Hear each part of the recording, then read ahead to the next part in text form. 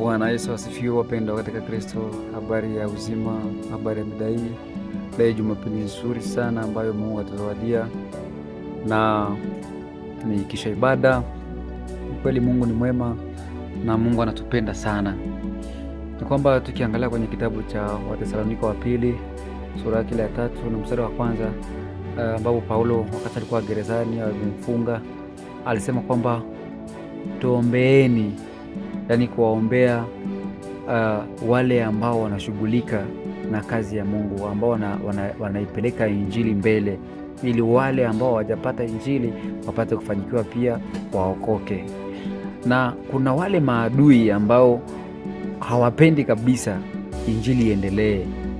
Kuna wale watu hawapendi kabisa kazi ambazo unazozifanya za Mungu, huduma ambazo unazo za kusogeza injili mbele.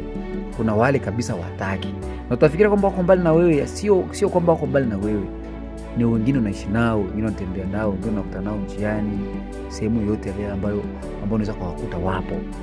Sasa Paulo kasema kwamba kawaambia watu wa Thesalonika kwamba wawaombee wale ambao wanaosogeza injili mbele. Yaani kwanza wamwombee yeye ambaye alikuwa gerezani, walimshika na wakamtia gerezani. Shida tu alikuwa akihubiri injili.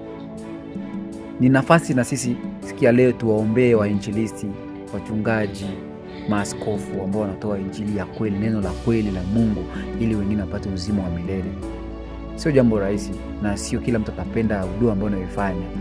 So ni nafasi sasa ya wewe kuwa pamoja ili kuwaombea wale wote ambao wanasogeza injili mbele, huduma mbalimbali ambazo wanazifanya kanisani, wanazofanya huduma za kimungu ambazo wanazofanya ili huduma ile mbele. Ni nafasi yako sasa na wewe kuangalia namna gani uta forward kuwaombea wale ambao wanasogeza injili mbele. Sadma maisha. Mungu akubariki, ubarikiwe pia na Sunday njema. Amen.